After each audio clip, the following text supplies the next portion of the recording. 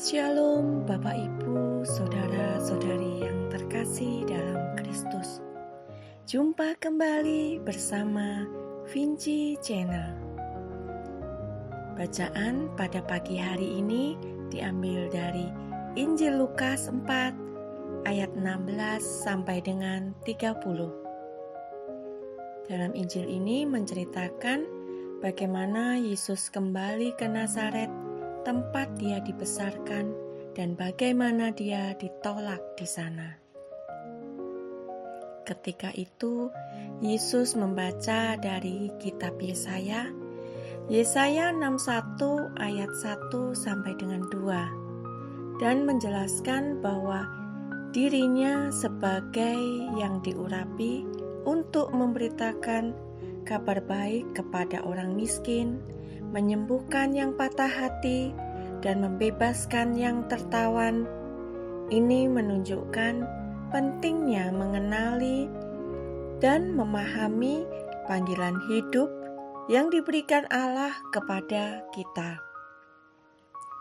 Penduduk Nazaret awalnya terpesona oleh pengajaran Yesus, tetapi ketika dia mulai berbicara tentang bagaimana Nabi tidak dihormati di tempat asalnya dan mengingatkan mereka akan bagaimana Nabi Elia dan Elisa diutus kepada orang-orang non-Yahudi, mereka menjadi marah.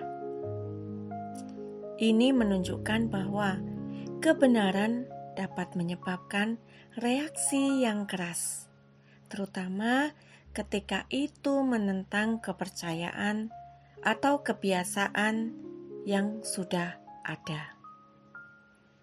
Yesus mengalami penolakan dari orang-orang di kampung halamannya sendiri.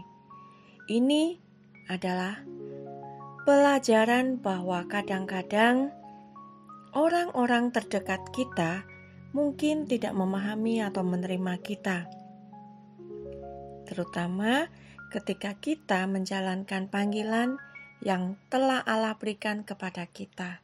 Sebagai contoh, ketika kita melayani sesama, terutama di lingkungan kita sendiri, mungkin kita akan menghadapi penolakan atau ketidakpedulian. Orang-orang yang paling dekat dengan kita mungkin merasa sudah tahu siapa kita, sehingga mereka sulit menerima perubahan atau pesan baru yang kita bawa. Namun, kita harus tetap setia dan tidak patah semangat meskipun menghadapi tantangan seperti itu. Seperti Yesus yang tetap melanjutkan misinya meskipun ditolak. Bahkan diancam akan dilemparkan dari tebing. Dia tetap teguh dan melakukan misinya. Ini mengajarkan kita untuk tetap setia kepada panggilan Tuhan, meskipun kita menghadapi penolakan atau tantangan. Penolakan bukanlah tanda kegagalan dalam pelayanan. Yesus sendiri pernah ditolak, meskipun dia adalah anak Allah. Ini mengajarkan kepada kita bahwa penolakan menjadi bagian dari perjalanan iman dan pelayanan kita.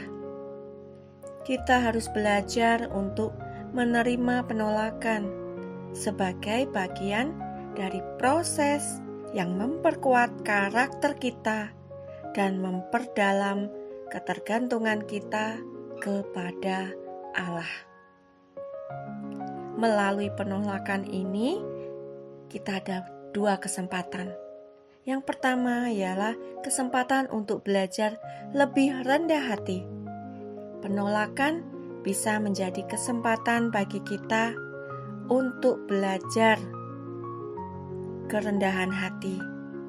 Kita diingatkan bahwa pelayanan bukanlah tentang kita, melainkan tentang Allah yang bekerja melalui kita.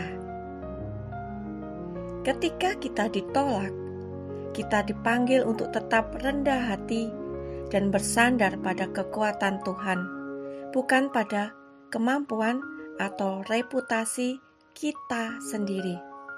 Kesempatan yang kedua ialah kesempatan untuk tetap melakukan pelayanan di tempat lain. Yesus tidak berhenti melayani hanya karena dia ditolak di Nazaret. Dia pergi ke tempat lain di mana orang-orang lebih terbuka terhadap pesannya. Dalam pelayanan kita, jika kita menemukan bahwa suatu kelompok atau komunitas tidak menerima kita bisa mencari kesempatan untuk melayani di tempat lain yang lebih membutuhkan atau terbuka terhadap pesan kita. Tanggung jawab kita dalam pelayanan terhadap sesama adalah untuk memberikan pengajaran yang benar, memberi teladan yang baik, dan berdoa untuk mereka. Hasil akhir biar Tuhan yang bekerja. Tuhan memberi kita kehendak bebas untuk memilih apakah mereka akan taat kepada Tuhan atau tidak.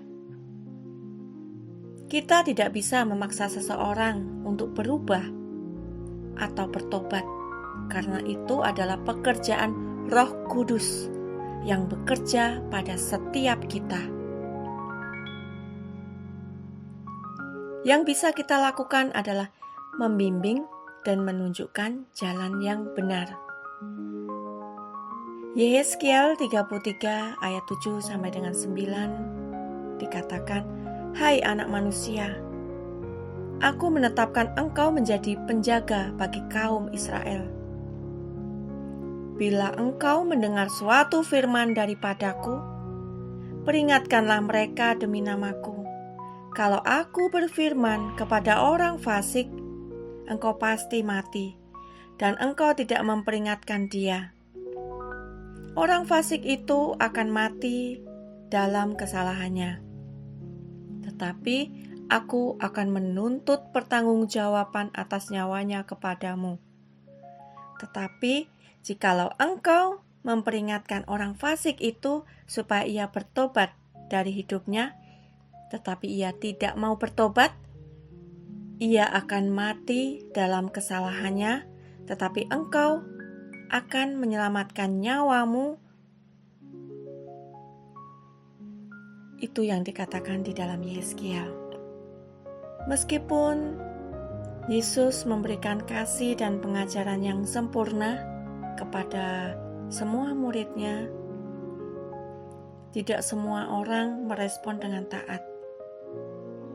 Ini menunjukkan bahwa meskipun seorang gembala telah melakukan semua yang dapat dilakukan, ada kemungkinan bahwa beberapa domba tetap memilih untuk berjalan di jalan yang salah. Apa yang bisa kita lakukan jika mengalami penolakan? Jangan putus asa, setia, dan terus jadikan seluruh bangsa muridnya. Penting bagi kita untuk tetap setia dalam panggilan kita. Meskipun kita ditolak, dijauhi dalam komunitas, atau bahkan jika orang terdekat kita menilai kita gagal dalam pelayanan, ingatlah bahwa pekerjaan kita tidak akan sia-sia di mata Tuhan. Teruslah berdoa, mengasihi, dan memberikan teladan yang baik. Mari kita lihat pada 1 Korintus 15 ayat 58. Karena itu, saudara-saudaraku yang terkasih, berdirilah teguh, jangan goyah, dan giatlah selalu dalam pekerjaan Tuhan. Sebab kamu tahu bahwa dalam persekutuan dengan Tuhan, jerih payahmu tidak sia-sia. Tugas kita adalah mengajarkan kebenaran dan menunjukkan kasih. Hasil akhir apakah seseorang memilih untuk taat atau tidak adalah tanggung jawab individu tersebut dan pekerjaan Roh Kudus. terus setia dalam panggilan Tuhan, dan percayalah bahwa Tuhan melihat setiap usaha dan kerja keras kita, bahkan jika hasilnya tidak selalu seperti yang diharapkan. Bapak, Ibu, saudara-saudari yang terkasih dalam Kristus, apabila video ini memberkati saudara, kiranya saudara-saudara bisa membagikan kepada teman-teman saudara terdekat, dan jangan lupa subscribe Fancy Channel. Terima kasih. Tuhan Yesus memberkati.